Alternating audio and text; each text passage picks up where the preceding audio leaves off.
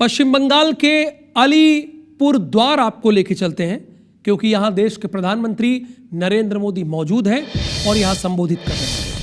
नीति पर चल रही है। बीते दशक में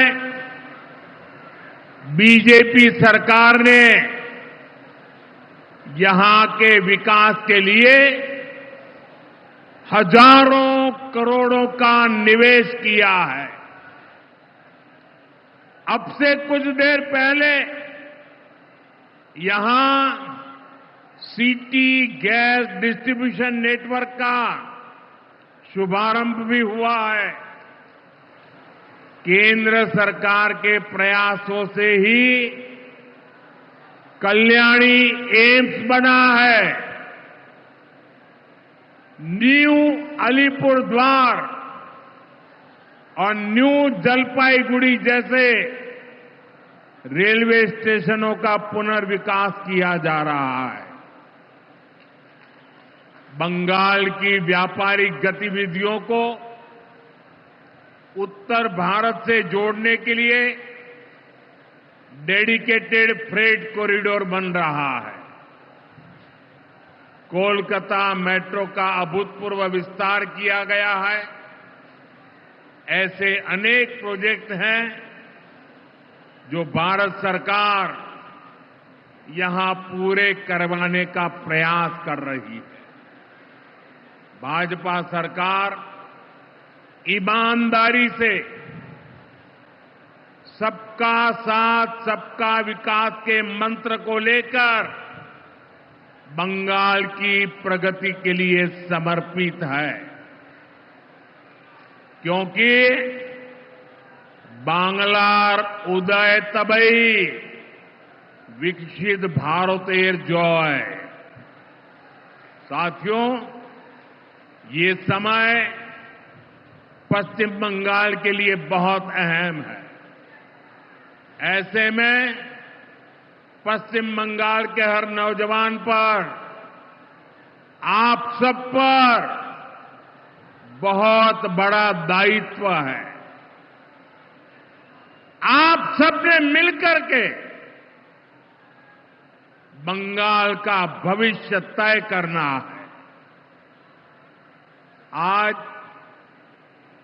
पश्चिम बंगाल एक साथ कई संकटों से घिरा हुआ है। एक संकट समाज में फैली हिंसा और अराजकता का है। दूसरा संकट माताओं बहनों की असुरक्षा का है, उन पर हो रहे जघन्य अपराधों का है। तीसरा संकट नौजवानों में फैल रही घोर निराशा का है, बेतहाशा बेरोजगारी का है। चौथा संकट घनघोर करप्शन का है। यहां की सिस्टम पर लगातार कम होते जनविश्वास का है। और पांचवा संकट गरीबों का हक छीनने वाली सत्ताधारी पार्टी की स्वार्थी राजनीति का है। साथियों, यहां मुर्शिदाबाद में जो कुछ हुआ, मालदा में जो कुछ हुआ, वो यहां की सरकार की निर्ममता का उदाहरण है।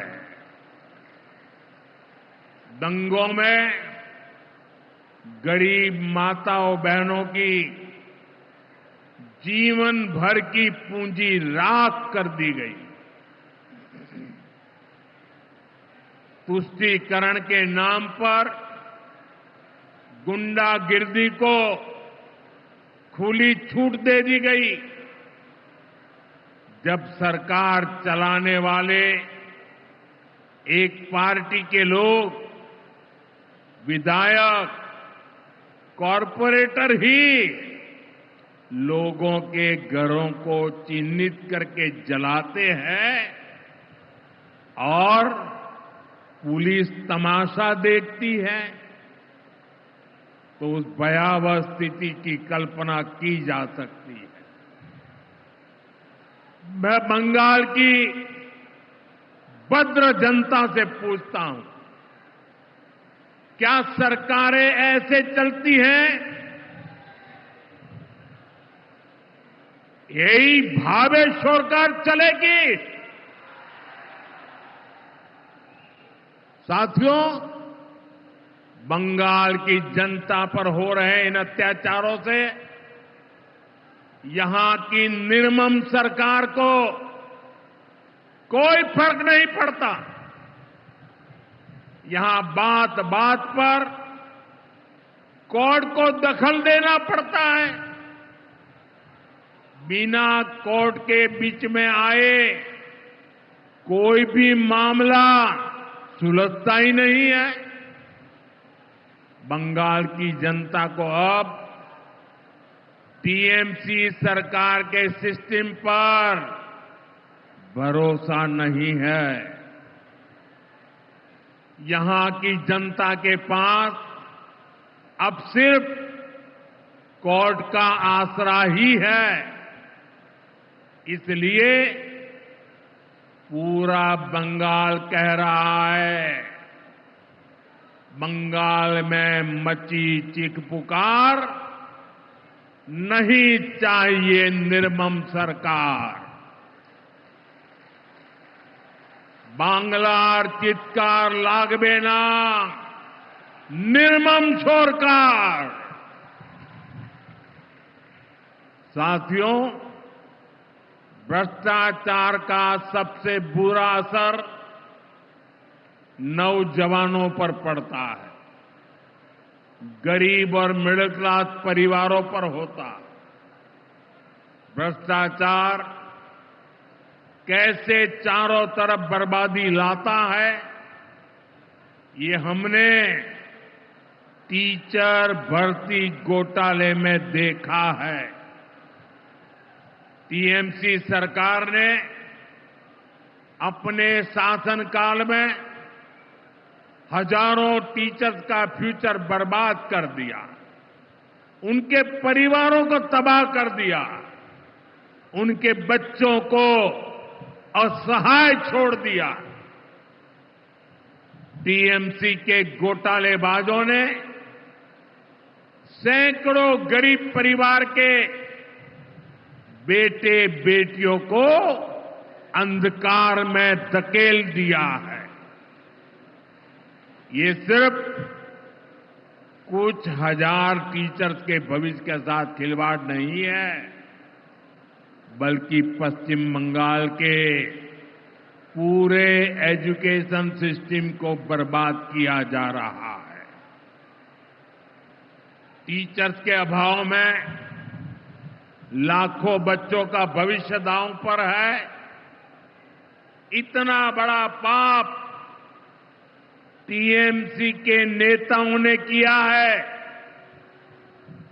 हद तो ये है कि ये लोग आज भी अपनी गलती मानने को तैयार नहीं है।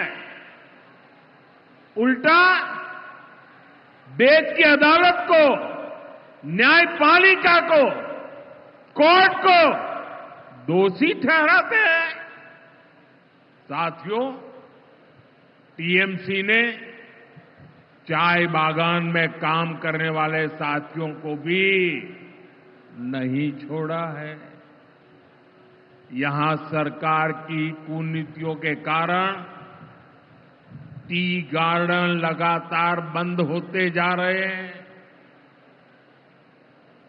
मजदूरों के हाथ से काम निकलता चला जा रहा है। यहां पीएफ को लेकर जो कुछ भी हुआ वो बहुत शर्मनाक है। ये गरीब मेहनतकश लोगों की कमाई उस पर डाका डाला जा रहा है।